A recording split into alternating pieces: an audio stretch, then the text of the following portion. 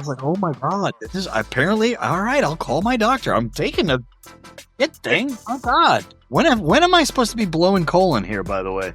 Don't worry, baby. It's coming. I'm going to be on just screaming. It's going to be a scene from Bridesmaids in a minute. Welcome back to Take It Personal. This week, we're talking about change, when it's freeing, fake, messy, or just weird. From Beyoncé concert revelations and JoJo Siwa's internet spiral to Superman backlash and colonoscopy prep, we're asking, what kind of change deserves support, and when are we just watching someone unravel in public? So whether you're Team Chit, Team Hive, or you're just trying to keep your colon clean, we're glad you're here. Let's take it personal. It kind of starts slow. You don't think it's going to be that bad. You're like, oh, okay, like I'm cleaning house. Great, whatever. And then it just keeps happening and it keeps speeding up. What time is your appointment? 1:00 tomorrow. Okay. Well, I have to I got to do a second at 9 a.m. The second round is the one that really, it's like that moment in Harry Potter when they're in the cave and it's Dumbledore and Harry, right? And he's like, no, don't make me drink anymore. And he's like, you told me to. I don't know. That's what 9 a.m. will be like. You'll be sitting there. You will just stare at it for a solid 30 seconds. So am I going to be up all night taking a dump, or is this going to relax after a while? I mean, I think that's the problem, is that it's going to relax after a while. I need to be muted. So I'm just going to spend my evening crapping and not sleeping. Pretty much. No, you will fall asleep at some point. You will get some sleep. I do know I made a huge mistake that I did an early appointment. Like I did a 9 a.m. You had to get up at like 3. Yeah, that was a huge mistake. Yep. Yeah. I'm glad I made it at 1:00 because she was like, well, 1:00's kind of late to have to fast that long. And I'm like, well, not really. Because I fast all the time anyway. So I'm used to not eating until 1. Right. You got to fast for 48 or for 20 or 24 hours anyway. I mean, kind of fast. I mean, I'm liquid dieting. I've had a bunch of bone broth, but it's going to be good. It's going to be good. I'm going to have a clean ass colon. This shit right here going to be clean. I am so excited for you. You know? I can't wait to compare colon notes with Will. I have confidence that you're going to do really well. I don't know. I ate earlier today.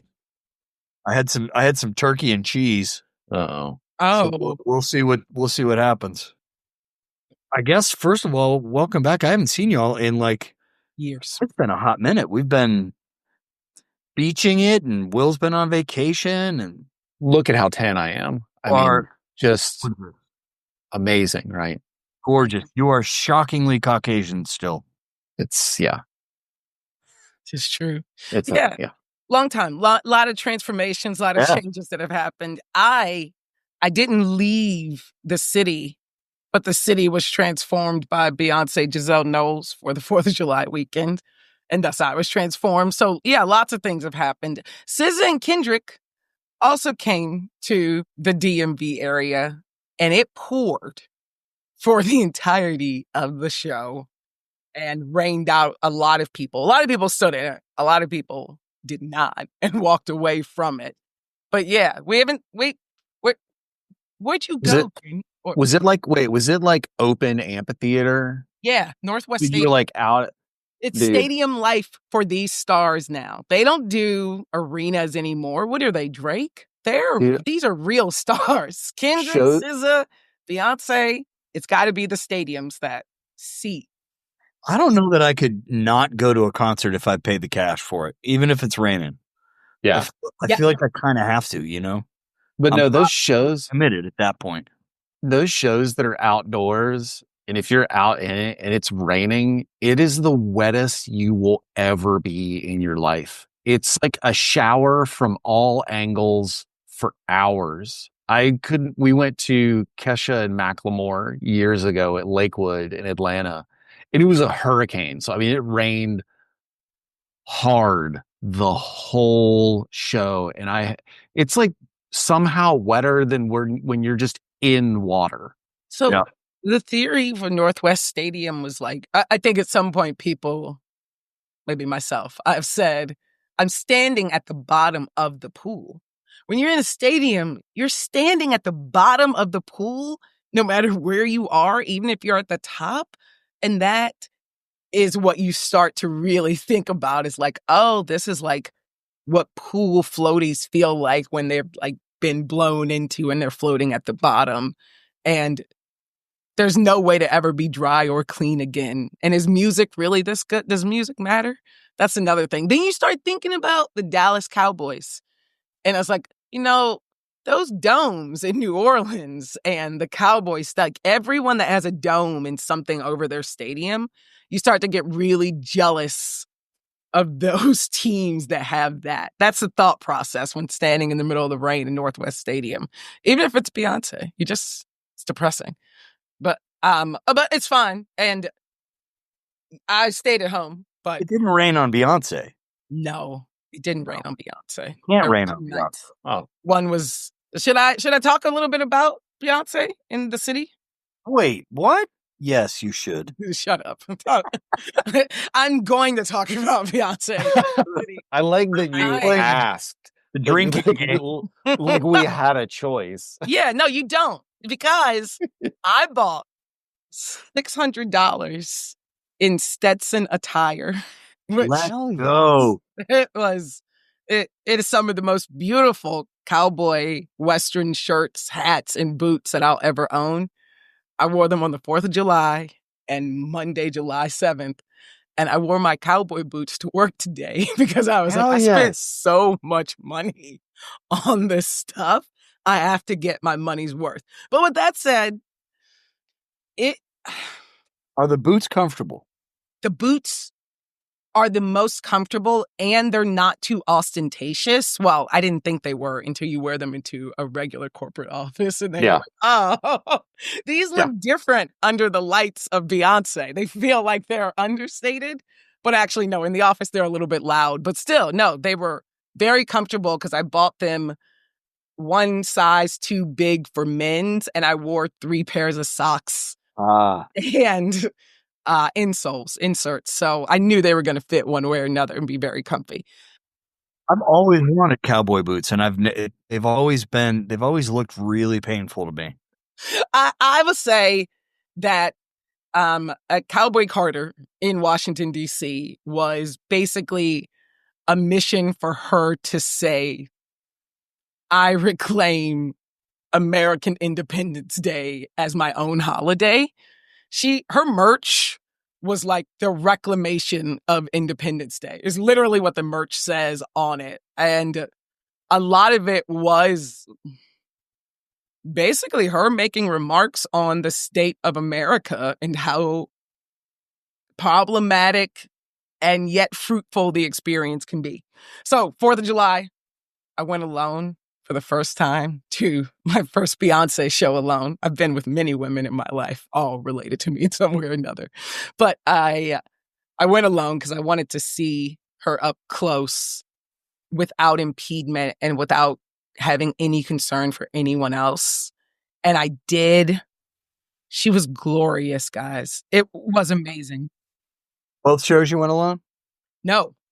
4th of July, I was by myself, went alone. And sat really close. Couple things.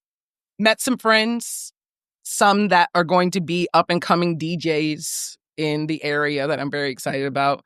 Okay, Others love that. that might be wonderful flight attendants for British Emirates and lives in beautiful cities like Dubai, but made really good new friends who I hope can see the world with and will get me into shows in the future. So that was lovely. Ricky. So I do have a clarifying question. You say sat really close. Were Mhm. you seated for the majority of the concert, or were you I up and stood moving? for 2.75 hours until Okay, my good. pinky toe. I was like, if it's there, In cowboy boots. I wouldn't know my pinky toe is there. And these are comfortable shoes. But I was also very, very drunk by then too, because I drank 3 cut waters with no additional water with me because I was by myself. I was hedonistic. I was doing what Steph wants, and Steph doesn't buy water. She just drinks 4 cut waters and goes down to the floor by herself. And Had it's a got great water in the time. name, you know? Left and got some really great merch. I felt like it was a fine performance, but I also was like, I kind of saw some of this on TikTok. And I saw it kind of closer at better angles with her cameras. And I was like, it's fine. It was good. But I enjoyed it. And I got some very good pictures. Went on July 7th. So went with my sister and my partner. And my sister was had wonderful connections and was able to get us into an executive suite. So we were sitting very far back, but above everyone and everything. And that's the key, that you're above everyone in the suites. I need to be richer is probably where I first got to when I walked in there, because the Cutwaters were already in the room. I was like, you don't want me to pay? And they're like, no, you're here. You're royalty just by walking through these doors. So You're one of us. yeah, they're one of us. Their air conditioning had broken in Northwest Stadium for the executive suites. So there were a lot of rich men standing outside doing this and their wives were like, and their children were like, so they were very upset, but I was just happy to be there. So went in there. I ended up crying for 35% of the show in my sister's arms. And when Rumi and Blue and Beyoncé were on stage, there's got to be video of me just bawling in my older sister's arms. I'm sure Kim actually took some of that photography and she would never show it, but like, it was the most cathartic Beyoncé experience. And being above everyone, you get a sense for humanity and like people wanting unity and desperate for unity amongst each other. Like 62,000 people desperate to like be happy and agree on something. It's hard to replicate it, and coming down off of the high of it is really hard. But thank God for TikTok. You don't have to ever leave. You can just live in the rabbit hole that are Beyoncé and the Cowboy Carter clips. So yeah, that was my big. That's what I've been mainly consuming or videoing myself doing over the last week. And then I got online one night and it wasn't Beyoncé. And I saw a lot of people that look like me and act like me bullying JoJo Siwa for putting out a clip of herself singing Betty Davis Eyes. And it is a very funny clip. She is in garb that I think makes her look very beautiful and fun. But yeah, I think there are a lot of people who have turned on her in the LGBTQIA community. And she is making it an easy target. But I guess the flip side is that everyone who's in their early 20s and decides to do stuff publicly is an easy target. But yeah, I saw that. And that was the other thing that I have been reacting to. And maybe trying to tell people, hey, she's a kid, but also she is annoying. And I see why you might be making skits that make fun of her and why that's grabbing attention. Okay, those are my 2 things. I don't know. Can you give me like a rundown of JoJo Siwa? Because like I'll be honest, like I have seen the name and I think I have seen pictures of her.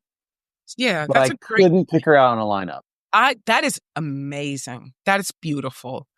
JoJo Siwa first entered the American consciousness through, I don't even need to look at anything for this, through Dance Moms, which I believe, I don't want to say the network that it appeared on, but it was a reality TV show that was Abby Lee Miller's dance studio and these girls doing competitive dance in her studio. And each week a girl would get rated the best or worst dancer, and there'd be a Where pyramid.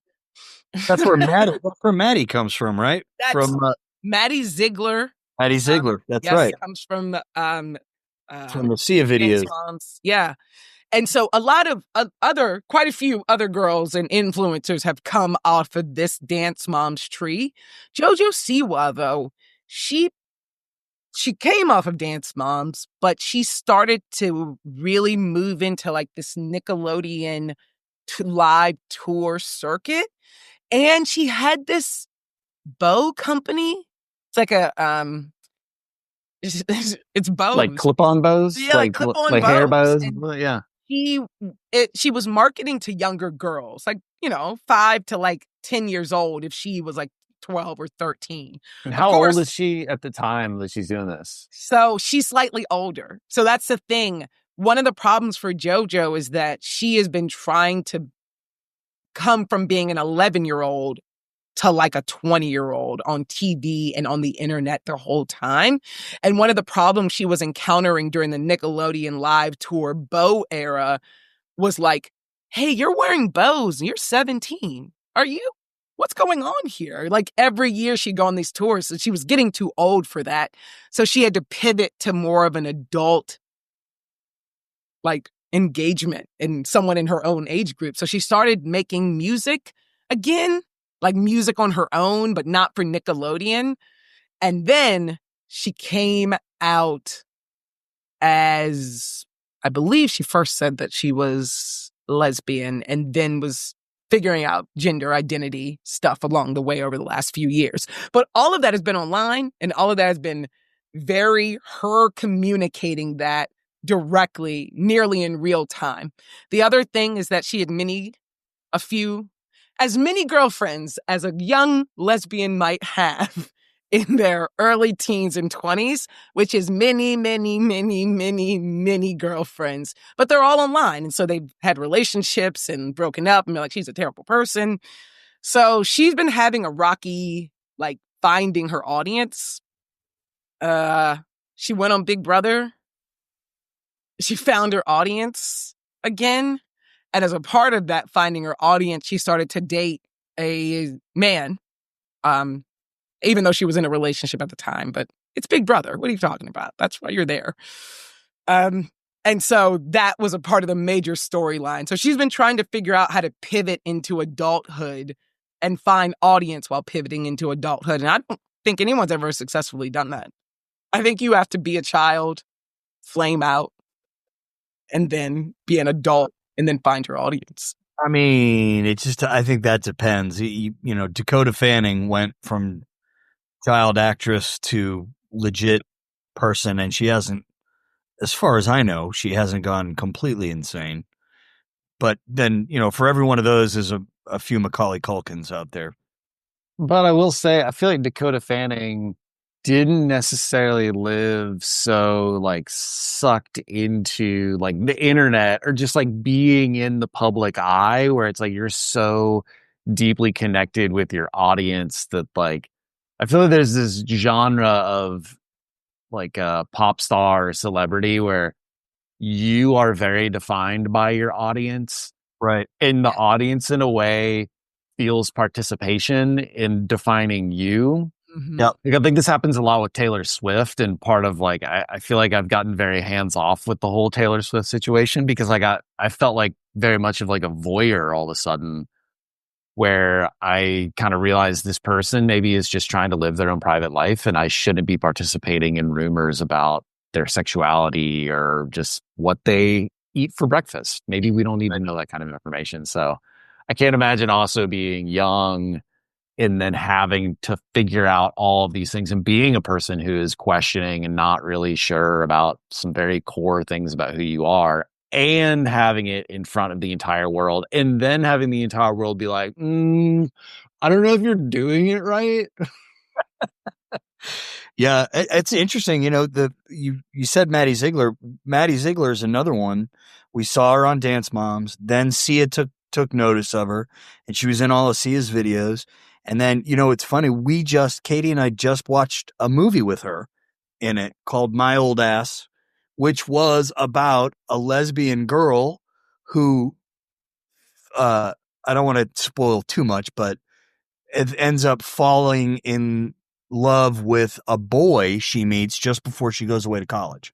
So, and it's actually, it's an excellent movie. And if you haven't seen it, I highly recommend My Old Ass, Aubrey Plaza, the girl that, the main character is, I'd only seen her on IMDb. So, and she was excellent. She was really good. And Maddie Ziegler played one of her friends. So very interesting. Yeah. Okay. So JoJo, too hard, too fast in the spotlight. God bless. Praying for her. I mean, I guess praying for her bullies because people are taking a lot of interest and engagement in her too. I mean, do we get to do some of the bullying, or are we just we're gonna skip right over that? I think it is important to age out of bullying certain people, and she's just too young for me to go after. I got some folks, I think. But she's too young for you to go after them. My God, she's like my granddaughter. It's the life of a young woman in the spotlight is hard to watch, especially when they come out. There's another example of this, by the way. Maddie Ziegler, not. Oh, sorry, Maddie. JoJo C was not the only person. There's been a Billie Eilish shift. I don't know if you guys heard about this too, but I thought I heard some. Yeah, her whole album kind of points to her coming out, and she did come out. And then recently it was like, oh, she is very romantically entangled with a guy, and it's definitely with him. And her fans, and this is another example of like someone that doesn't like discussing and maybe leading with it, but also doesn't hide it. And it is a part of their art. Their fans are having to make sense of this. And I'm like, I think I see the same thing happening for Billy and JoJo, where I'm like, I would hate anyone to see my early 20s online. Like, that's what goes through my head is like, oh my God, it's a confusing time. There's so much going on. And so I'm sensitive to it because I think I'm sensitive to gays going back and forth in the first decade of coming out is probably my sensitive, like, oh, I see what happens there. You got to figure it out. You don't know who you like. Right. You don't even know you. So like, how do you even know who you like really is the problem. But yeah, JoJo's just really fucking annoying with it. But I'll let the other girls describe it. One of the grander topics, I guess, and this is, from somebody that is decidedly cisgendered and trying to figure out exactly what's what and making his way in the LGBTQ. Now there's an I. I don't know what the I is. I'll be honest with you. That's a new one for me. But in the movie that I just referenced, they talk about pan, and so I had to go and ask my kids, all right, what does pan mean? Where are we at with that? And it's kind of, is there a need for that definition within the community? Or is it something that you're just in the community and you fall somewhere on that spectrum? That answer is the thing that comes with age. And it's different for everyone. And that's the difficulty of it is like, that answer at 26 was find your tribe and figure it out with them. At 35, it's like, well, you've probably gone through your first divorce. So like, what do you want to do this time around? And who do you want to do it with? And I think at 41, I've seen so many different sexual orientation couples. One of the things I've most grown up around is a man who might be clearly homosexual but not practicing with a woman who is clearly homosexual and not practicing, and them being a very happy and fulfilling marriage. And in other variations of that, I have seen that so often growing up in same-sex marriages. And I've had to explain that to gay kids and like, trans kids where I'm like, it gets really complicated because I like it, and it does. And I think I've seen it because of religious couples, but then also in secular life, I was like, oh, these two are totally happy together and they don't identify as I would expect, and they don't take on any of the same norms. And then you can't assume sexual orientation details. Right. So I think it is that complicated. And then I talk to my straight friends and I'm like, oh, everyone's got a lot going on everywhere. Okay.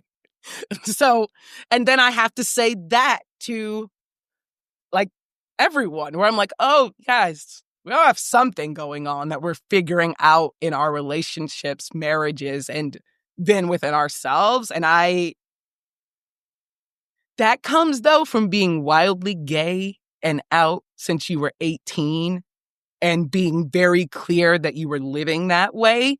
People feeling comfortable enough to tell you their truth. And then you being like, oh, everyone, gay, straight, I don't know, pan, sure.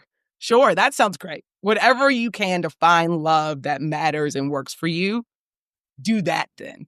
So that's how I feel about it ultimately. But like, I'm often looking at the person and I'm like, where are they in this journey? What are they able to hear right now? And they hear that like, maybe they're straight.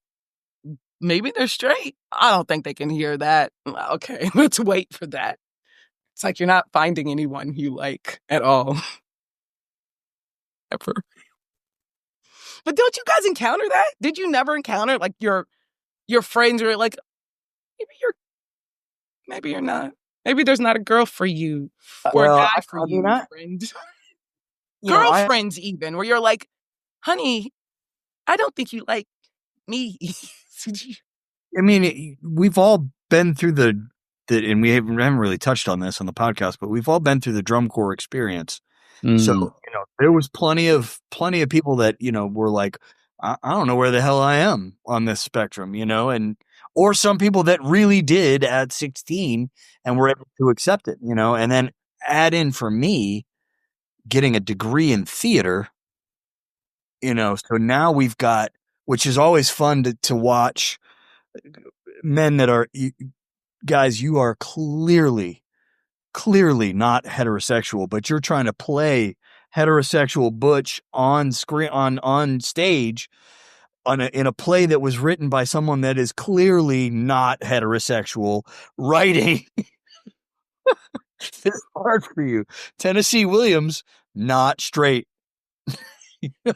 Not straight. So it's, there's a lot. Yeah, there's a ton of that. I think that though, this younger generation doesn't, I don't know. I'm sure they still have the problems with it, but it seems to me like they're not as tied up in the labels. They just kind of do what they want to do. They're welcome. Yeah, that's us. We did that for them. I say to them all the time, you're welcome. Yeah. Yep. I was the 50 people watching the L Word all alone, 2002. Yeah, all 50 lesbians of us, we carried it on our back. Yeah, you're welcome. You don't have to have a label now. Right. And I think that is, frankly, how I feel towards the kids, where I'm like, I was happily labeled so that you cannot be unlabeled to figure this out. But Lord, y'all get on the internet and talk a lot, and I can't help you there because. Oh no, we've been forced to watch The Ultimatum Queer Love. Who hasn't? I mean, forced by me, but forced. Let me tell you, we're almost through season 1, and I'm learning a whole lot. Guys, I feel like I have to start watching reality TV. People talk about it so much. It is something. It's a part of the diet of America. I know. Of the world. Because I feel like I do pretty well in keeping up with the times, as the kids say. They don't say that. I even had I feel like a badge of honor from this week. I had an informational interview with an intern who is like college age Gen Z, and we connected that we use a number of the same apps. And I said names of influencers, to which his response was, "You're the only person who I've talked to who would have any clue who those people were." So I feel like I get some of it, but man, a lot of this stuff is definitely a lot. I think part of it too is like we don't have kids, so we don't go in circles where we get a lot of influence from anyone from the age of 0 to 18 because they ain't letting 18-year-olds at work, like you got to be older than that. I don't even usually talk to people who are under the age of like 35. So, um, I almost feel like I have a cultural obligation to watch reality TV because that is really how true, real people act, right? That it's not it's reality TV. It's not a show. I mean, it's like it's a true thing. Well, what other things on people's minds tonight? Jamie, you had a Well, video. yeah. So Superman is coming out, and I put a little video out because it's funny. I was having a discussion with my father-in-law, who's very, very right wing, and he randomly. It was so funny too because he like tries to find ways to drop in these MAGA tidbits in our conversations, and he was like, we were talking about something completely different. It's like hanging out with a vegan. Oh my, yeah, it's exactly right. It's or a CrossFitter, Or um, Beyonce fan. or a Beyonce fan, right? And all of a sudden he's totally switches stream of thought and says, "And Superman's gonna bomb." And I was like, "What are you talking about? Why?" There's a lot of people looking forward to this, and it was, because James Gunn is taking this in a woke direction, which again, the right just cannot define what woke means, so they're using it, for whatever nefarious purposes they want to use. They've co-opted the word woke, like they've co-opted the American flag, like they've co-opted the word patriot. They throw this stuff around like they have any idea what they're talking about. But I made a quick video. If you know anything about Superman, he's basically an illegal alien that crashed into the middle of the United States, grew up as an illegal alien with forged documents. The Kents basically forged his paperwork so that he's a U.S. citizen, and he grew up and became Superman.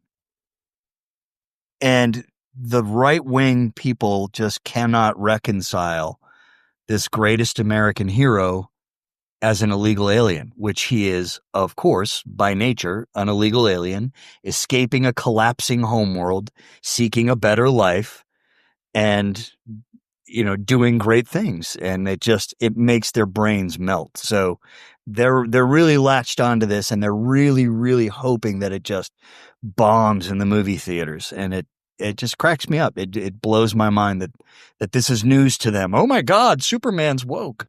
And the whole comic world, we kind of referenced this in our pre-show. The whole comic book world is based on social justice. That's what it is. It's always been that way. And, the X-Men is an allegory for racism. It just is. And it's one of the most wildly popular comics out there. And, it's just, it's comical. It evokes quite a reaction from all of those incels that just live in their mama's basement. They're just oh, that's not canon. Ah! They're mind blown. It does. It does invoke a lot of reactions. And I've been watching the comments over the last couple of hours since it came in. The most liked comment, though, is really great because it is some sense and decency being thrown out by Dexa J, which I love this. How could you have expected them to know his backstory that would have required reading and comprehension? Is great. I love that. Never change, Dexa J, Yep. in your commentary. But also, yeah, there are a lot of people who are a lot of feelings that this evokes for people. Oh yeah. They Words wish are it so were hard. different. Yeah. Well, and it just, like one of the comments was, and they say the words come out of their mouth, and it's like the filter isn't working. There's a huge disconnect. right? And they'll say something like, he's not an illegal alien. He was on a ship that crashed into the earth. And my response is, like a boat that crashes ashore in Florida? This hurts. Like, I mean, literally an alien. absolutely. He's called an alien. I mean, it just is, it's I don't know. Do we think these people watch the Christopher Reeves Superman? Certainly movie? not. There's Okay. no way. Because that's Or why I was even like, my the TV whole show. knowledge base is that. There's no way they saw any of like the old school stuff. Because I had an obsession with Superman growing up. He was my favorite superhero. Loved the Man of Steel. And when I got to high school, I got Nick at Night, and they would play like the old Superman. And I used to have like a recording on like a cassette tape of the intro of the show, and I would listen to it because I have this also weird obsession with music. And I got to this point where it was really funny to me that this alien would come, land on Earth, and he fights for truth, justice, and And the American way. bingo. And I was like, there's this alien from another planet, literally crash lands. And he's like, you know what I'm going to do? American way. Well, I thought it was really funny for a very long time. But then as I got older and I realized the whole allegory of it, right? Like, I think some of the original creators of Superman were like, who wrote created the character, were Jewish immigrants to the United States. And he was meant to be like a super version of immigrants. And it was meant to embody how great the United States was for immigrants and for people, that someone who literally crash landed from another planet would get here and be like, this place is fucking tight. Y'all, amazing. I could literally go anywhere. I have a private ice resort at the North Pole that I go to when I need a quiet moment. I need to do some mindfulness breathing and some meditation. But the rest of my time, I'm like, get me to Florida. Like, get me to Cali. I'm going to spend my time in Metropolis, which is in Tennessee, but not really in, not Is really. it? I thought Metropolis was LA. There's a city in Tennessee named Metropolis, and they've got a bunch of Superman stuff there. Yeah, but it's like, it's LA or New York or what? I mean, it's New York is Gotham. The dude that's okay. Yeah. So he loves the United States and the culture here so much that he's going to fight for it against our enemies.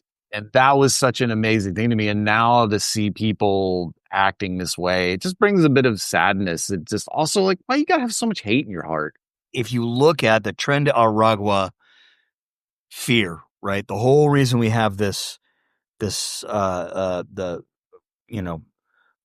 made up fear of immigrants right now.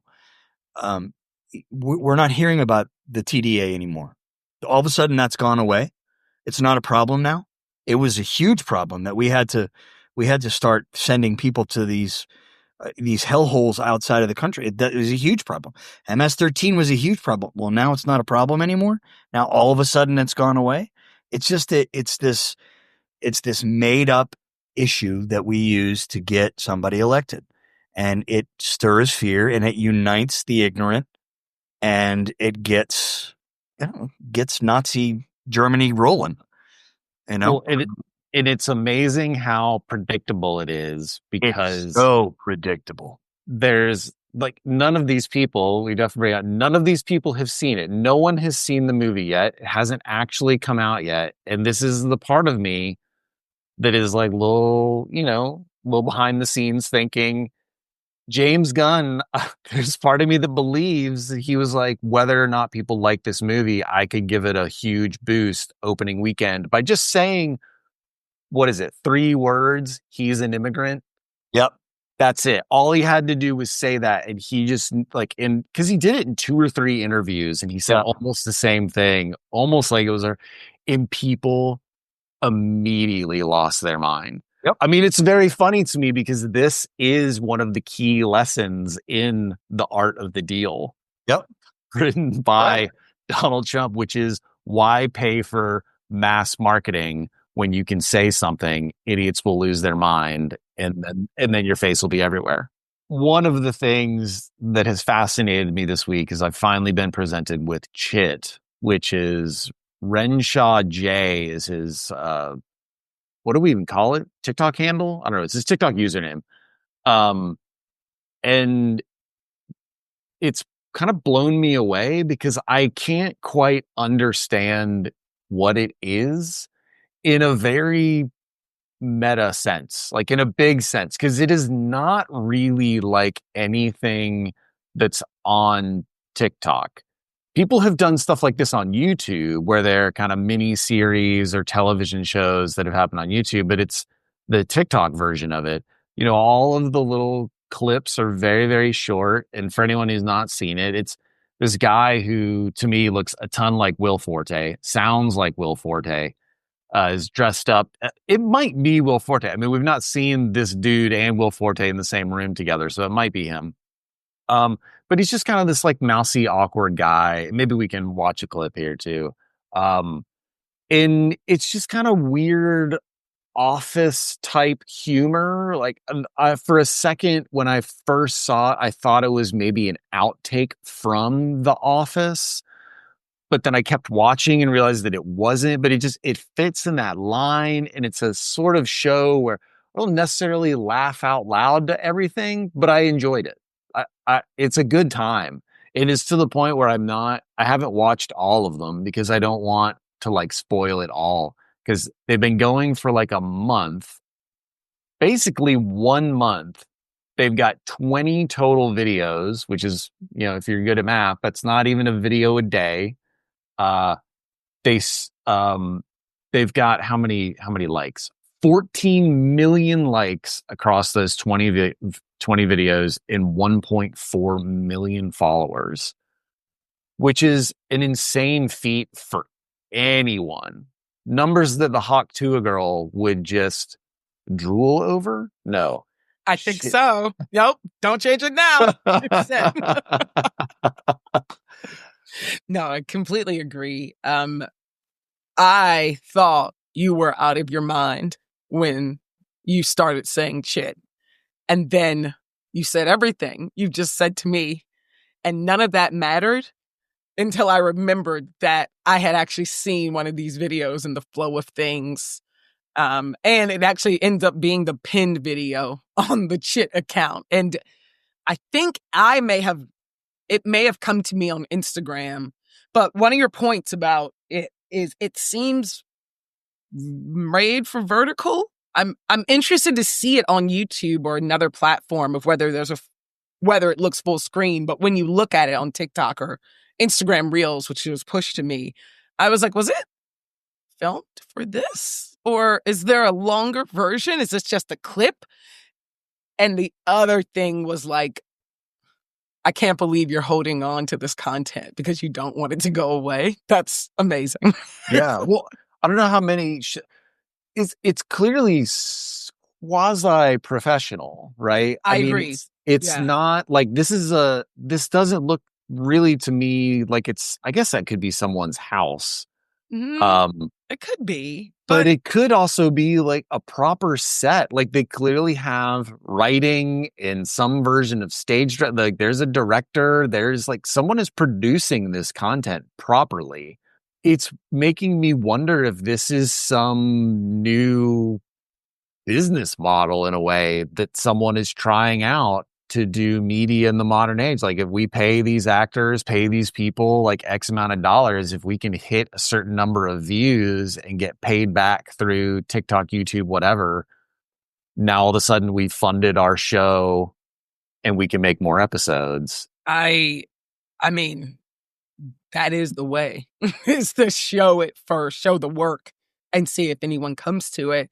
I'm as we're talking about it and looking at this, one of the things that I just see is the groundlings.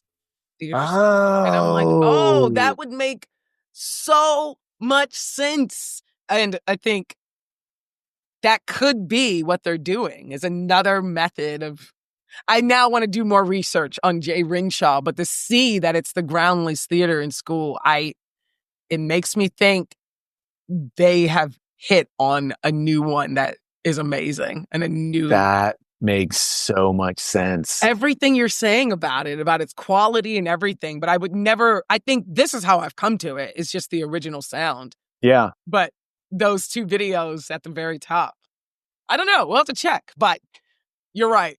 It's hot. They're short. And the characters are recurring on shit. Like I'm starting to see some similar faces.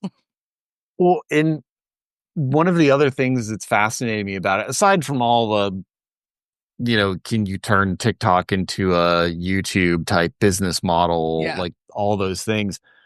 One of the really fascinating things about it is everyone seems to know something about it, whether they're on TikTok or not, whether they're big social media users or they're not. Everyone seems to have some amount of access to this hot shit. And it's very strange to me because things like that just don't seem to happen anymore. The way media is being consumed nowadays, and this has been a trend for years, you're going to see more and more things like Chit come out because big studio productions they're not a thing of the past, and there will always be an audience for it. But those kind of, guerrilla media productions are the way to go because there's just, there's an easy access for people to put something on TikTok, one, and two, you can, those creative types that want to create something can now create it with a cell phone and a few actors and a spot, because the technology is good enough where they can do that and then mass market it on TikTok, or Instagram or whatever, or YouTube. So, that's the only thing that I would add to that conversation is that this will not be the last situation like that. Yeah, the barrier to entry for creating content is low enough that the three of us are doing it. Correct. That's correct. And that's ultimately that's the concern about AI is that the barrier for entry is almost gone now. And you can use AI to do, and I'm ashamed to admit that I used AI to make a picture for our tennis group that we're chatting about playing in the rain. And Not you, Jamie. I did. I went to Chat GPT and said, draw me a picture of a wombat. We're the wombats playing tennis in the rain. And sure enough, it did. And then I had to retype, make it more aggressive and meaner. Yes. And did it? It did a masterful job. Mhm. It was such a good picture. I was like, that's actually really good. Damn it. Welcome in. 4 episodes. Damn it. That is actually. I used it for a chat. I'm not gonna produce some schlock, some AI schlock. How dare. You mean like Meta? Right. Who's hiring everyone? Meta pig. We could probably spend an entirety of an episode on this whole thing, but just to hit it really quickly, I think I've seen increasing chatter in the last month about the failings of AI, which I think is a lot of people prematurely using it and not really knowing how to set it up properly, and also kind of overestimating what it can do. Like McDonald's, they did a test run of AI ordering through their drive-through, pulled it out. They were like, yeah, it's not working. That's not work. Like, it ain't ready. We can't do that. There's a number of companies that laid off a bunch of people to basically just replace them with AI because someone convinced them to. And now they're scrambling and having to pay a ton of money to hire all those people back. So I think there's a little bit of jump start happening. But the Facebook thing is really telling to me. It's not just that they're poaching the people, but it's the people are going to Facebook.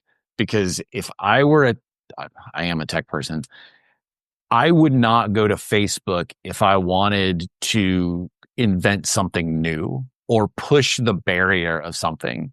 To me, Facebook has never been the leader. It's always been a follower. Every single one of their products. Facebook itself followed MySpace.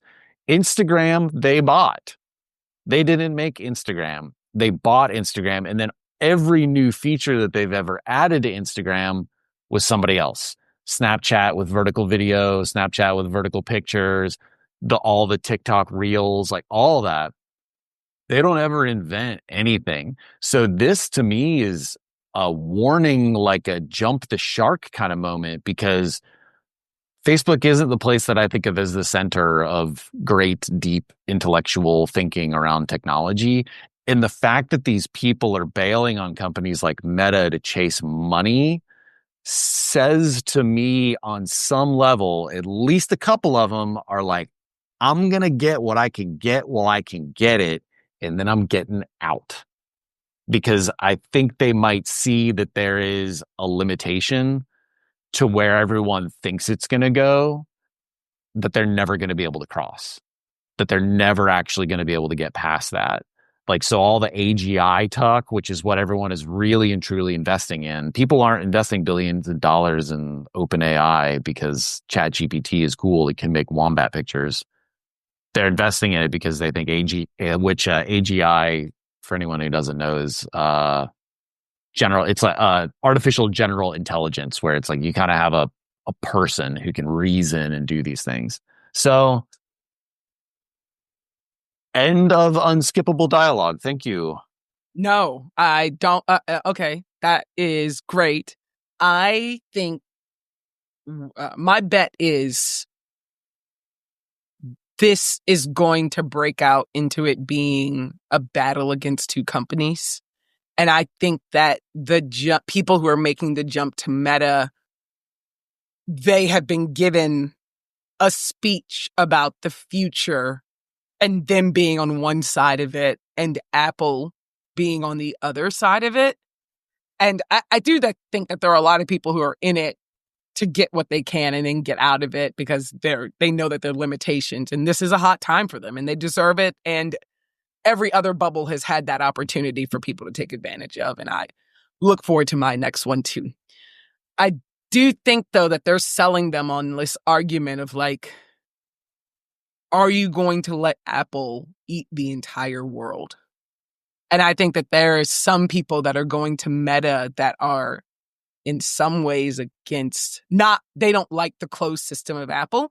And I think that people that are Apple's announcement about its strategic partnerships and needing to boost up Siri and saying, hey, we may have not done such a great job with this, such that we now need OpenAI to help us. I think that it is about to be a reorg of the top players. And OpenAI is in the best position because it has Microsoft by the balls. It has now Apple by the balls. And I think whatever Meta does with Llama, they think they will have it, but I just don't know if that's true. And so I think there's a reorganization because Apple found out that they could not do it on their own. And everyone is freaking out because if Apple can't do it on their own, that means that there's lots of money to be made because Apple's going to pay, and they always do, to get it right. So, we should keep talking about this because I don't know where the bets are going to land, and someone's going to fail horribly. OpenAI is NVIDIA, right? Is that right? No, OpenAI is its own company. Okay. Yeah. NVIDIA makes hardware. So they make chip technology. They started making video drivers. So if you played video games in the 90s, it was like, select your NVIDIA driver in order to play Colonization. Like these sorts of like different. Yeah. So they've come a long ways from that. And now they're essentially one of the biggest companies in the world, but their drivers and hardware that they make basically power. You need it to do your AI stuff. OpenAI uses NVIDIA.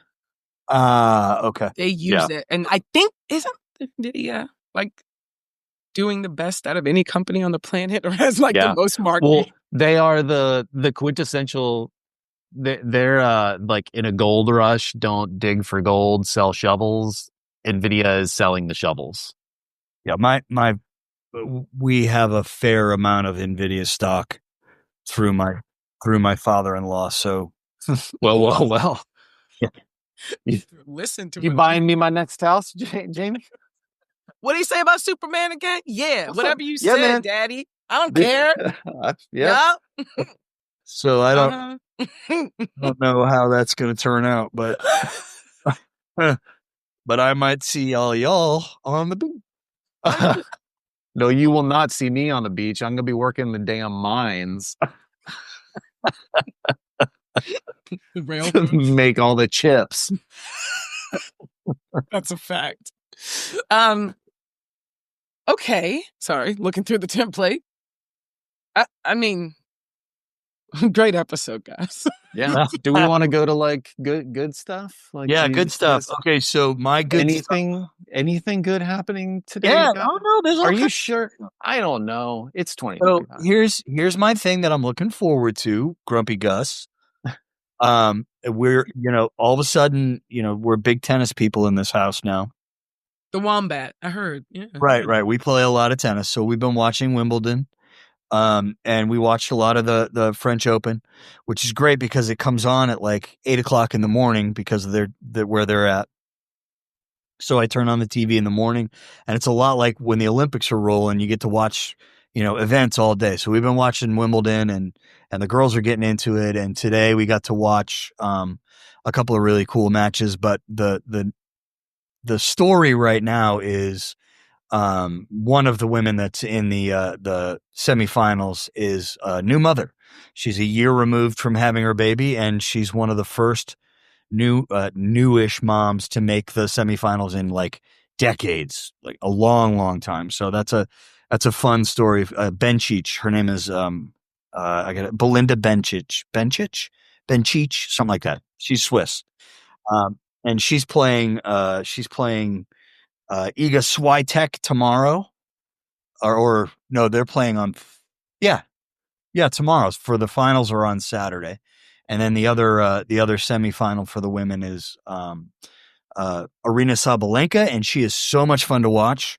She's a former Belarusian, but now she lives in Florida, I believe, and the girls love her because she's super loud. She hits everything. It's like I miss a loud grunt on a oh, player. Oh, that's great. she's fun to watch. She's Okay. so emotional. She wears every shot on her sleeve. She's great to watch. And then on the men's side, we have a U.S. dude left. We have a U.S. dude left on the men, and we have a U.S. woman as well. So that's what we're looking forward to.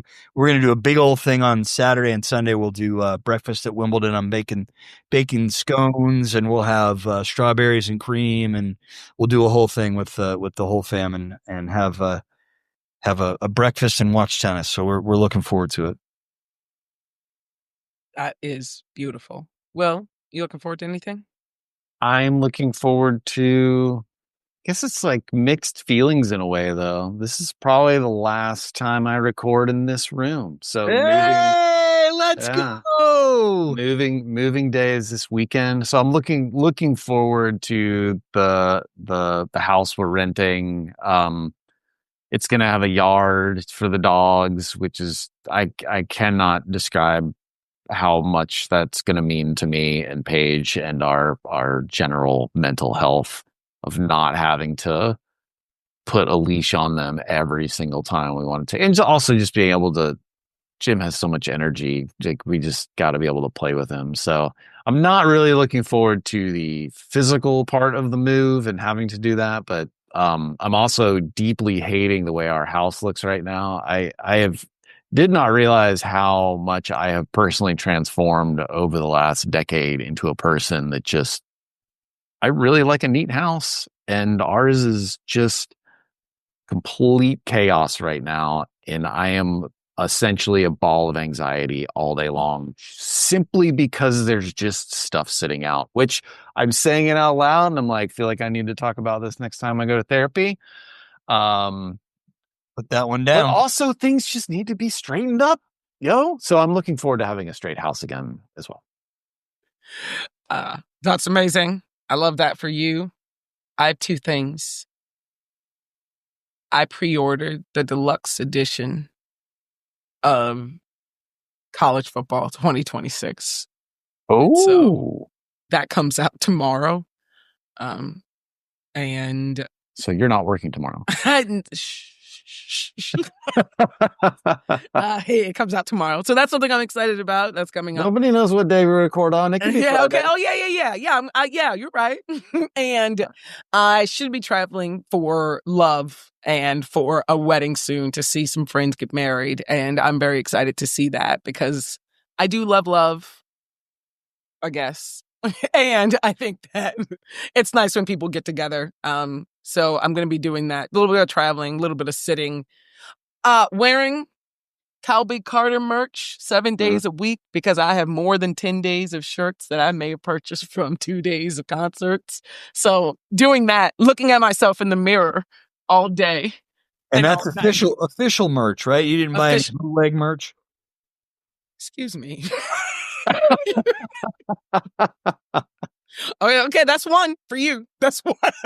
That's one. That's fine. We'll put a little marker. Jamie has one. It's always one though. I still love you. 2 more to go. So yeah, that's what I'm gonna do. Nothing huge, but also what I like to do. This was lovely. We should do this more often together. I know. I feel like we took like forever off, but listen. Summer break. Yeah, that's exactly what I was going to say. Yeah. Everybody's got to have a summer break. I mean, all the big boys do it. Why won't we? Back to school. Jon Stewart works once a week, for God's sake. That's true. That's the motto we're looking towards. And I know how easy podcasting is now. Of course. I mean, right? We could do this in our sleep. I could do it from the toilet, which I'm going to have to go to very soon. You will. Which I think concludes another episode of Take It Personal. Put the lid down and flush it away. Good night. This was fun. That's it for this week's episode of Take It Personal. If you laughed, learned, or side-eyed JoJo with us, drop a comment, share with your crew, or rate us on your podcast app. We'll be back soon with more pop culture spirals, emotional gut checks, and stories from our messy little lives. Until next time, take care of your people and your colon.